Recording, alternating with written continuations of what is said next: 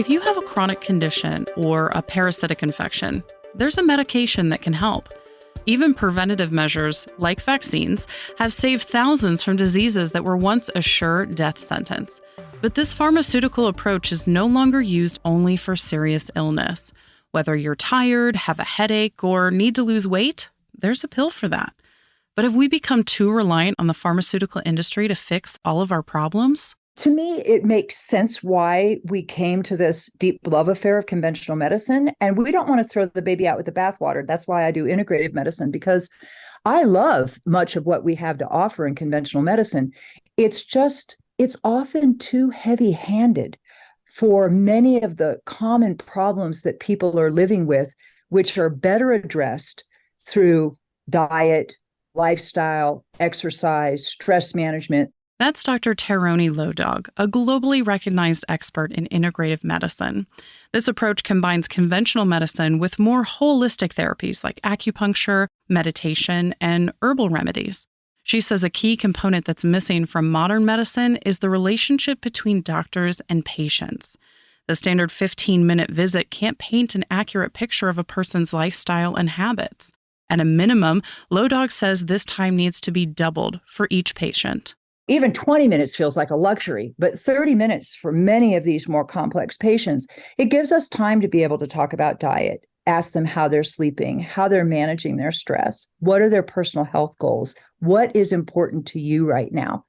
And that is hard to do in a 15-minute visit. And in that 15-minute visit, when you don't have time to ask a lot of these other things, it becomes very easy to pull out the prescription pad and write a prescription.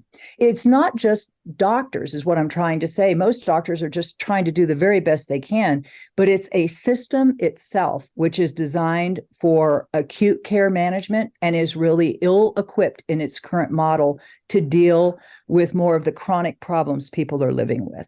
Part of the integrative medicine approach is treating diseases that occur because of lifestyle factors by making lifestyle changes. Of course, certain medication can be helpful, but they shouldn't be our first line of defense. For example, people with type 2 diabetes often have metformin as the first medication prescribed to them. We have found in large randomized controlled trials that diet and exercise, never underestimate the power of exercise in diabetes, can be as effective as metformin in head-to-head trials. So here you have a drug, metformin, which can cause its own problems. We know that it can impair B12 absorption. It has some of its own side effects, GI side effects, et cetera. But when you are doing that kind of diet and exercise management and your diabetes is getting under control, there's something powerful that happens to that individual. They're like, look at my numbers. I'm not taking any medication, and my hemoglobin A1C, my fasting blood sugar levels, everything is getting better. Dr. David Katz is a specialist in preventative medicine and public health with an expertise in nutrition. He believes a huge problem with the health of Americans is the lack of balance between exercise and diet. The prevailing lifestyle in the United States is deficient in physical activity and excessive in food. But if we look at the food side, we basically have C's of excess. So excess calories, excess saturated fat, excess sodium, excess added sugar, excess refined carbohydrate, and a vast excess of junk where food ought to be. Many of the processed foods we eat leave us without the key nutrients our bodies need to function, like fiber, potassium, and antioxidants. And while dietary supplements are a great resource, Katz says we should first look to change the foods we eat before adding another pill into our lives. We could focus on lots of different nutrients that would benefit health, or we could just focus on the foods. And I recommend the latter, because if you get the foods right, the nutrients sort themselves out.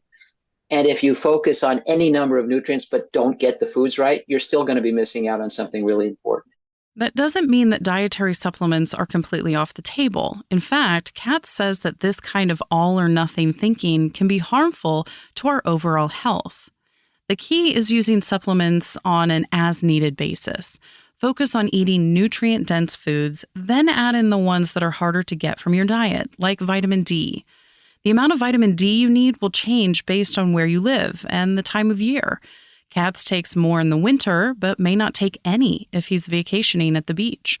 And though almost everyone could benefit from more vitamin D, your gender and age can determine which vitamins you may need to add into your diet. For example, women have much different health risks than men. We're more prone to depression than men.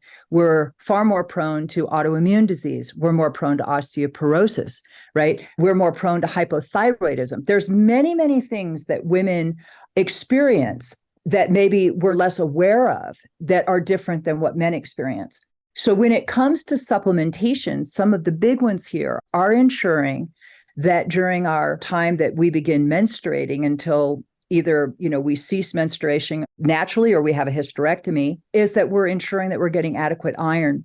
Having an iron deficiency can cause extreme fatigue, shortness of breath, and can interfere with your body's ability to regulate temperature. Low Dog says women are most at risk of this during menstruation and pregnancy. A basic multivitamin with iron is a very wise thing for women to do. If you are at a place in your life that you could be pregnant, making sure that that multivitamin contains adequate amounts of folate or folic acid is also really important because you need that on board before you're pregnant. Iodine is also an important nutrient. The NIH Office of Dietary Supplements recommends that all adults consume 150 micrograms of iodine each day. This can be easily achieved through eating fish and dairy. However, that amount is increased to 290 micrograms for women who are breastfeeding, which is where an iodine supplement would help. When you're thinking about which nutrients to add into your diet, it's important to understand which vitamins and minerals work well together and which don't. Calcium, for example, needs to be taken with vitamin D. You need vitamin D to absorb the calcium in your diet, and we know many, many people, men and women, are low in vitamin D. But because women are more likely to develop osteoporosis, ensuring that you're getting enough vitamin D so that you can absorb the calcium and get that into your bones is important. So many women I see today, their dietary calcium intake is maybe 450, 500 milligrams instead of 1,000. And it's because we don't drink all the dairy that we used to, or maybe eat all the cheese that we used to. We like almond milks and other milks that may or may not have that amount of calcium in them.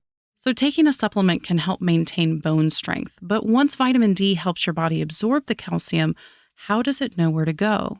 Low Dog says that's where vitamin K2 comes in.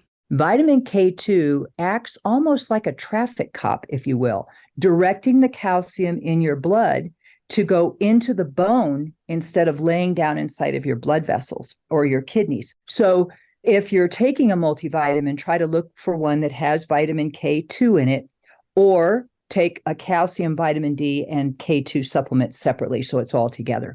However, you need to be careful when mixing calcium and multivitamins that have a lot of iron, because the extra calcium will block the iron from being absorbed. That's why you'll often see calcium supplements taken separately from your multi, because it's a big, you're talking hundreds of milligrams of calcium and you're talking 18 milligrams of iron, very small. And a lot of these micronutrients compete for transportation outside of your intestines. And so you don't want your calcium to be taken at the same time as your iron.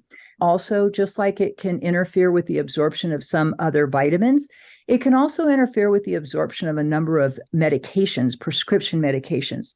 So it's best to take your calcium 2 to 3 hours apart from taking your other medications. So if you take most of your medications in the morning, you can take your calcium in the evening so that there's plenty of space between them. One nutrient that you may be surprised to hear most Americans don't need to supplement is protein. Kat says it's really only a concern for older men. So for the most part, we eat too much protein. Almost no Americans are protein deficient, and it's not doing us any favors. It's almost unheard of in the US outside of burn units and the intensive care unit. But the healthy range of protein intake does shift over the life cycle. And men who are trying to hang on to lean body mass, and that is important, and retain muscle, which is important for functional ability, may want to be more attentive to their protein intake, quality and quantity as they age. Katz is experiencing this firsthand. As he's gotten older, he's noticed that his muscles aren't responding to exercise like they used to. And these are hormonal effects and age-related effects, and we can combat them to some extent, but we can't not age. And there is an argument then that a slightly higher intake of protein and a good distribution of essential amino acids is especially helpful to men after they hit 50. And from personal experience, I would say even more so after you hit about 60. But for everyone else, Katz says society's current fixation on protein is misplaced. Instead, he thinks both men and women should be focused on getting enough fiber. Almost all Americans are massively deficient in fiber. And that's extremely important. There are two kinds of fiber, soluble and insoluble. The insoluble fiber is crucial for the health of the gastrointestinal tract. And one of the disturbing trends we're seeing in the US today is colon cancer at ever younger age. So gastrointestinal disorders are rampant, whether it's inflammatory bowel disease or irritable bowel syndrome or colon cancer and other cancers of the gastrointestinal tract. But part of that is we don't get nearly enough fiber, which feeds the microbiome, keeps things moving through the GI tract. On the other hand, soluble fiber plays a completely different role, but it's just as important. It dissolves in water, specifically in your GI tract, and creates a physical barrier. This barrier slows down the process of nutrients being absorbed into the bloodstream, which reduces certain responses like insulin production. So if your diet's high in soluble fiber, you need much less insulin to maintain a healthy blood sugar level than if your diet's low in soluble fiber. And type 2 diabetes and insulin resistance and metabolic syndrome, all conditions related to needing lots of insulin and not being able to produce enough, these are all epidemic. In fact, they're pandemic. These are massive problems all around the world. And there's a remedy available to all of us in the food supply, and that's a higher intake of soluble fiber. This is just one example of how integrative medicine looks at the full picture to treat chronic issues instead of using medication to spot treat the symptoms.